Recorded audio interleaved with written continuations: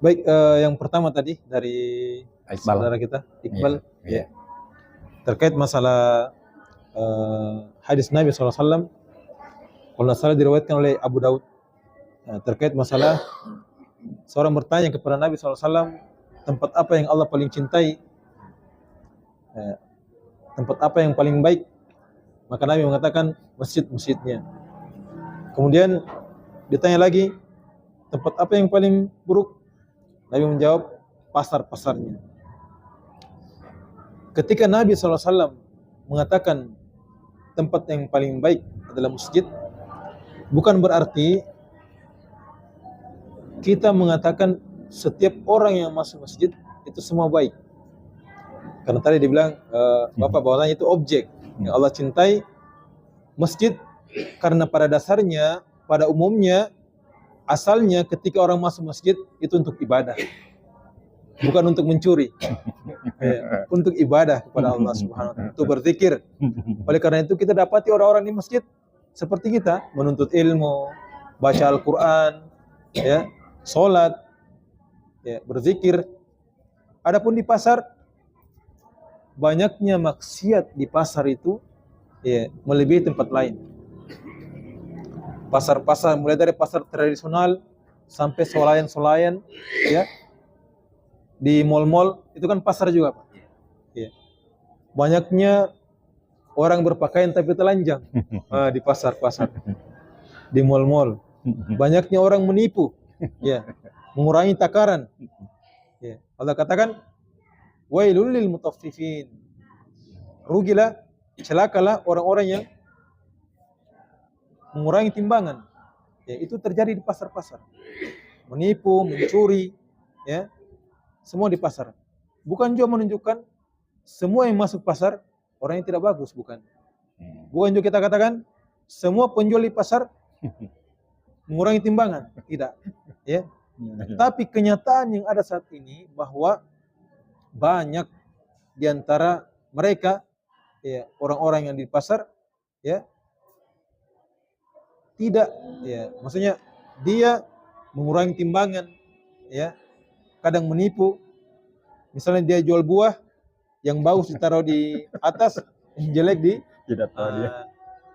Ya, walaupun tidak semua, Artinya kita katakan terjadinya di pasar. Ya. Adapun orang-orang yang beriman yang tahu fikih masuk pasar, maka dia dapat pahala ketika menjalankan dengan kejujuran. Mungkin itu yang pertama. Kemudian yang kedua tadi terkait benda yang dipakai bersumpah. Sumpah Allah. Ya, kenapa tidak semua? Ya? Baik.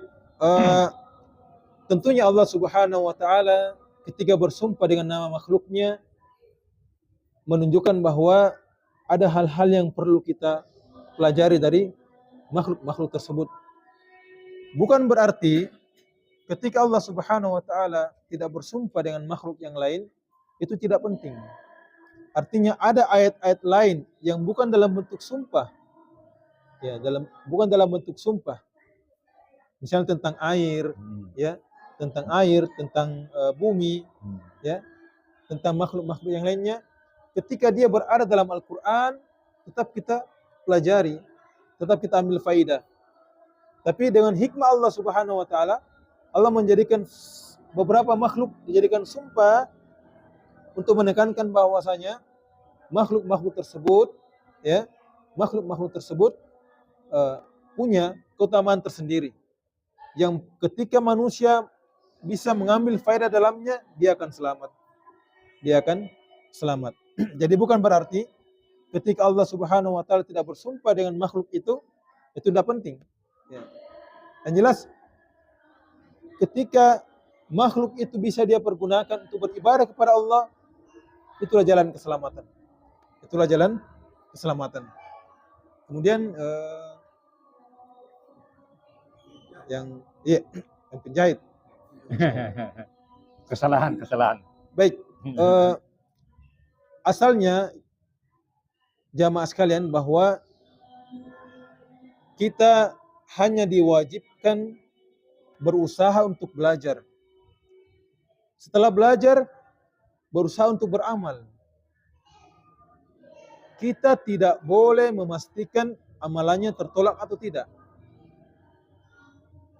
Ketika kita mempelajari Al-Quran, hadis Nabi SAW, kita amalkan dengannya, maka kita juga tidak bisa pastikan amalan kita diterima.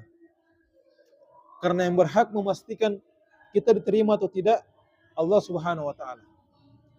Tapi ada rambu-rambu yang perlu kita jaga ketika seseorang kayak tadi, dia misalnya sholat subuh 3 rakaat. Dengan rambu-rambu yang ada, dia bisa diancam bahwasanya amalannya tidak diterima. Karena jelas, ya, sama dengan orang mengatakan, saya tidak perlu sholat, saya cukup duduk-duduk, zikir, sudah sholat. Nah, ini kan pendapat juga dari diantara kita.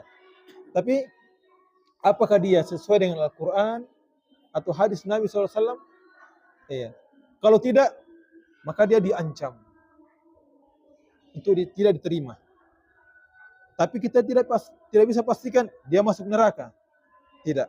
Siapa tahu ada amalannya yang membuat dia diampuni oleh Allah Subhanahu wa Ta'ala. Begitupun kita pelajari Al-Quran, hadis, sholat sesuai tuntunan Nabi SAW, belum tentu kita diterima. Kita hanya berharap, ya, mudah-mudahan kita baik sangka kepada Allah. Ya Allah, saya sudah pelajari Al-Quran, saya sudah menuntut ilmu, saya sudah belajar hadis, saya sudah amalkan. Kita berdoa, taqabbal minna, terimalah amalan kami. Kita tidak bisa pastikan. Dan dengannya kita tidak bisa pastikan kita masuk surga. Iya. Boleh jadi ada dosa yang Allah tidak ampuni. Iya. Dosa kita yang tidak menyebabkan kita masuk neraka. Jadi yang menentukan itu di akhirat nanti. Tugas kita di dunia beramal sebaik mungkin, belajar sebaik mungkin. Ya. Dan kita berharap dengannya kita mendapat rahmat Allah Subhanahu wa Ta'ala. Karena asalnya yang memasukkan kita dalam surga bukan amalan, jemaah sekalian, tapi rahmat Allah Subhanahu wa Ta'ala. Bahkan Nabi SAW, bukan amalan beliau yang memasukkan beliau dalam surga, tapi rahmat Allah Subhanahu wa Ta'ala.